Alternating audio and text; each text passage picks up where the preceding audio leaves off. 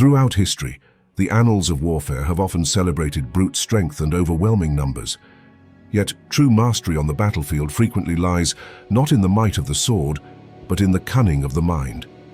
It is in the realm of deception that strategic brilliance truly shines.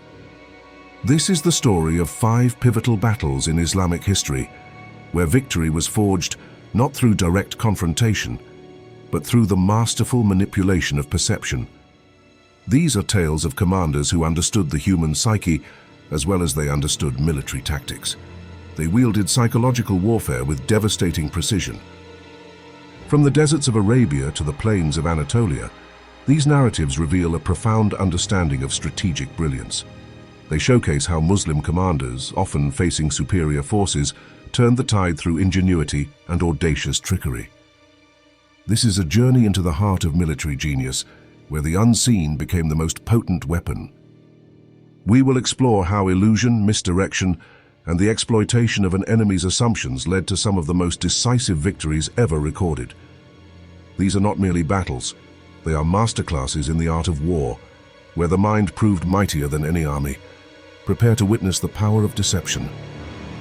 Our exploration is structured around 5 distinct chapters, each unveiling a unique strategy of deception. Each battle stands as a testament to the power of intellect over sheer force. We delve into the specific tactics employed, the challenges faced, and the profound impact of these ingenious maneuvers.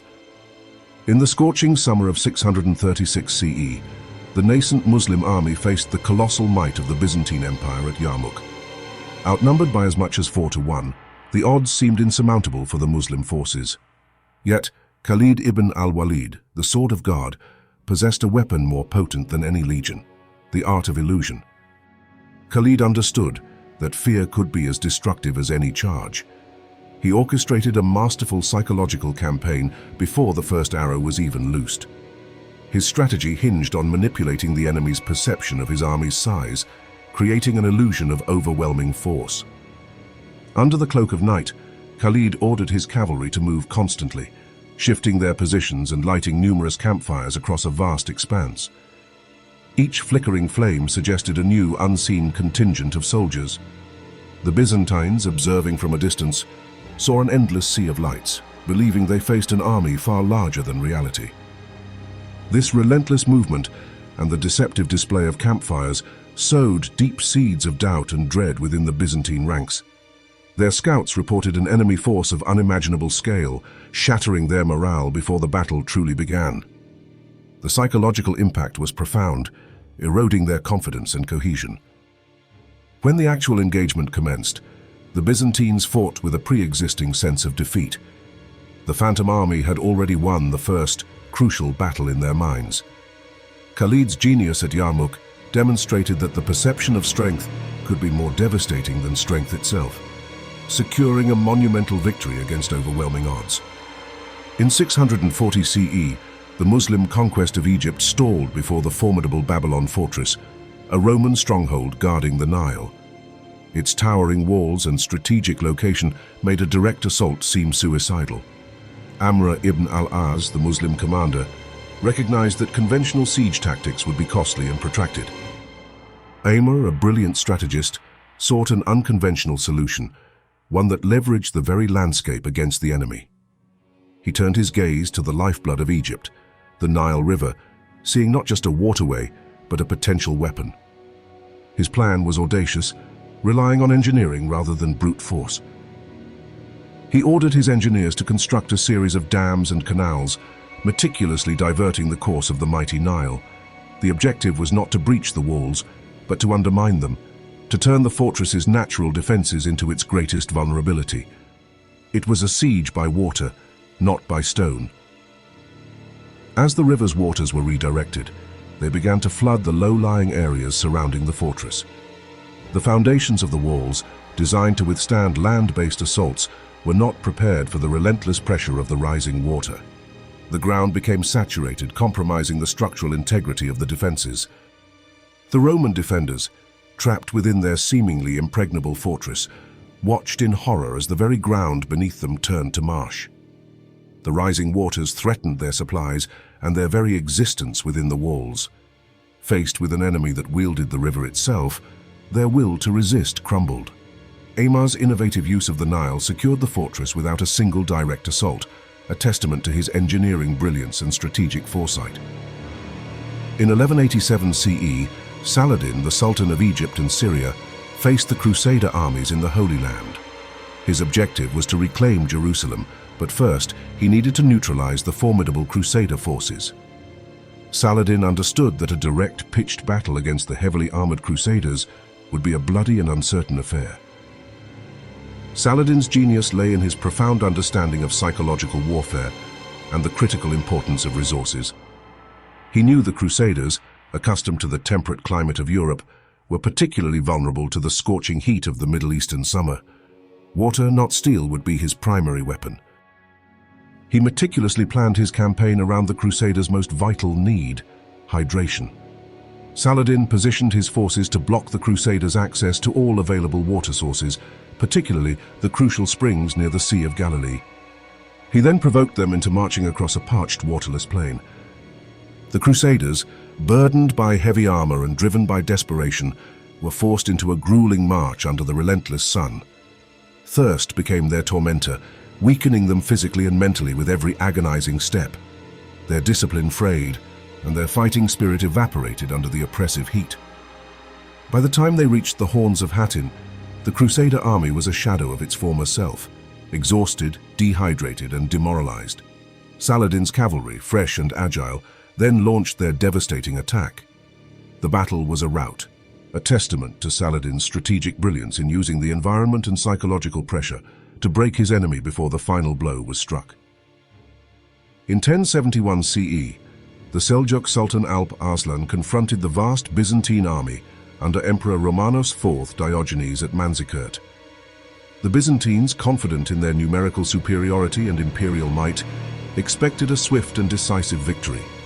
Alp Arslan, however, had a different plan, one cloaked in humility and deceit. Facing an enemy that vastly outnumbered his own forces, Alp Arslan understood that a direct confrontation would be perilous.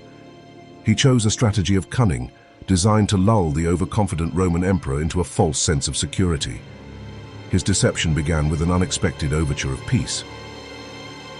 Alp Arslan sent envoys to Romanos, proposing a truce and offering to withdraw his forces. This feigned weakness was a calculated gamble, designed to exploit the emperor's arrogance and desire for a quick, bloodless triumph. Romanos, convinced of his impending victory, dismissed the offer as a sign of Seljuk fear.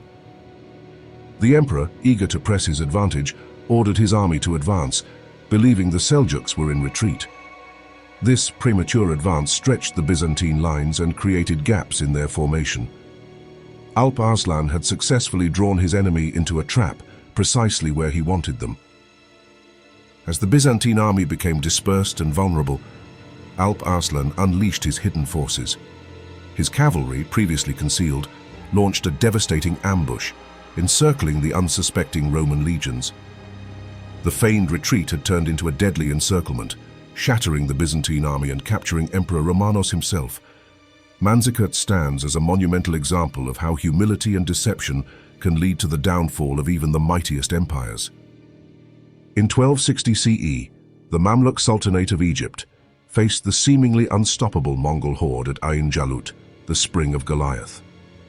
The Mongols, having swept across Asia and Europe, were considered invincible, their reputation preceding them like a terrifying shadow. Qutuz, the Mamluk Sultan, knew that conventional tactics would not suffice against such a fearsome foe. Qutuz understood that the Mongols' greatest strength was also their potential weakness, their relentless pursuit and overconfidence. He devised a brilliant strategy centered on exploiting their aggressive nature. His plan was to lure them into a carefully prepared ambush, shattering their aura of invincibility. The Mamluk army initially engaged the Mongols in a skirmish, then executed a feigned retreat.